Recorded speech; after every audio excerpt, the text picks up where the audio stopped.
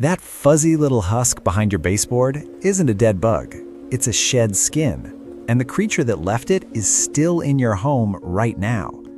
Before anything else, look at the screen. Here is how to rule out the one that actually warrants a full panic. A bedbug shed skin is flat, pale, almost translucent, like a tiny deflated shrimp. What you found is brown, bristly, and it holds its shape. It crunches slightly if you press it. Fine hair-like bristles covering the outside. That's a carpet beetle larva cast skin. No legs, no antennae, just the perfect hollow outline of something that was there, fed, and moved on. By the end of this, you'll know exactly how long it's been there, what it's been eating, and the one field test that tells you whether you've still got an active population cycling through your home right now. The shed skin is evidence, and before you vacuum it up, let it tell you something. Carpet beetle larvae have one of the longer life cycles of any indoor insect. Depending on temperature and available food, a single larva spends somewhere between 7 months and just over a year feeding before it molts. 7 months, which means whatever left that skin behind your baseboard has been quietly moving through your home since before last winter, at minimum. They avoid light, they move slowly, and here's the thing that makes them so hard to catch. They navigate in complete darkness by detecting tiny shifts in air pressure through sensory hairs on their bodies. They follow the base of walls, find the still pockets of air where undisturbed material collects, and that's where they set up. Behind baseboards, under the edge of rugs that haven't moved since you put them down, at the back corners of closets. What they're eating is specific. Carpet beetle larvae hunt for keratin, the protein found in natural fibers. They'll walk right over your polyester or nylon rugs to find a single wool sock or silk scarf.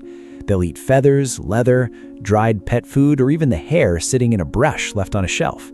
Anything natural, sitting undisturbed in a dim spot, that's the menu. The part that should land uncomfortably, by the time you find the shed skin, the larva that left it is already gone from that spot.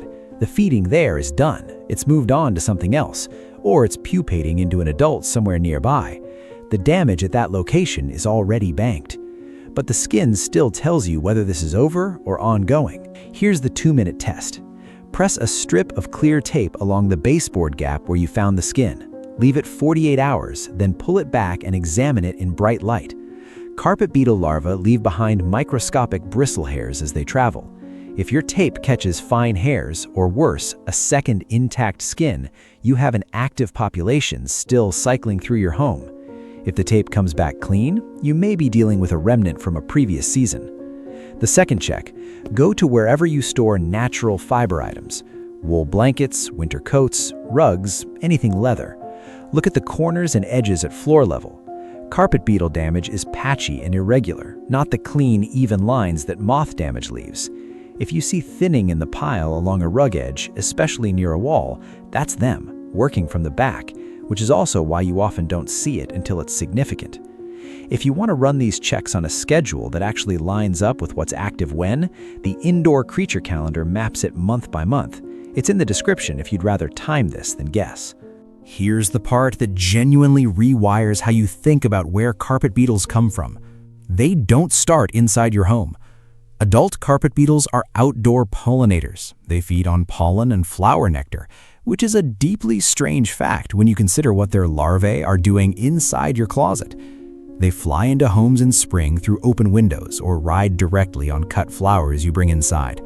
One adult female lays between 50 and 100 eggs, tucked into fibrous, dark, undisturbed material, behind baseboards, under rug edges, inside boxes of stored clothing. Then she's gone. The adults you occasionally see in spring crawling toward your windows, already done laying. The infestation you're finding now might have started with a flower arrangement in your kitchen counter in April, and you'd have absolutely no way of knowing.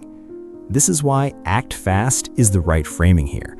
Not because a single cast skin is catastrophic, it isn't, but because carpet beetle populations build quietly, in the dark, over months before producing a single visible sign. Every month you don't catch it is another generation, another molt, another section of your wool rug thinning from the underside where you can't see it yet. So what does acting fast actually look like?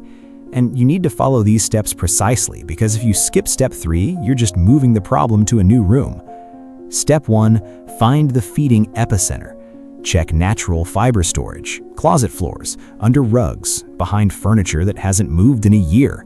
Also check for dead insects or rodent remains in wall voids. Carpet beetles frequently build up around a dead mouse inside a wall cavity and spread outward. Step 2, anything natural that's been near the infestation zone gets washed or dry cleaned. A hot dryer running at 120 degrees Fahrenheit for 30 minutes kills all life stages, larvae, pupae, eggs, and adults. Step 3, vacuum thoroughly along the full baseboard length with a crevice tool. Empty the canister or dispose of the bag outside immediately. Larvae can survive inside a vacuum, and if you leave it in the closet, you've just given them a new home. Step 4, and the one most people skip, deal with entry. Seal the gap between your baseboard and the floor with caulk. Check window screens for small tears. If you regularly bring cut flowers indoors, shake them outside first. One thing worth saying plainly, cedar. Cedar blocks are everywhere, but the evidence for them as an effective repellent at room temperature is pretty thin. It's a speed bump, not a barrier. If cedar is your only protection, you're more exposed than you think. Here's the part that stuck with me. Those sensory hairs on the larvae's body function like a navigation array. They detect changes in air pressure in complete darkness, which is how the larvae travels along your walls without once crossing your field of vision. The shed skin behind your baseboard is the trace of something that spent most of a year reading the invisible air currents of your home. Most homes will cycle through a carpet beetle population at some point. A few cast skins don't mean catastrophe, but they do mean the audit starts now. If you want to know what else is living closer than you think, you know where to find us. But if that skin you found didn't look like this, and you're worried it's a bedbug after all, you need to see this comparison next.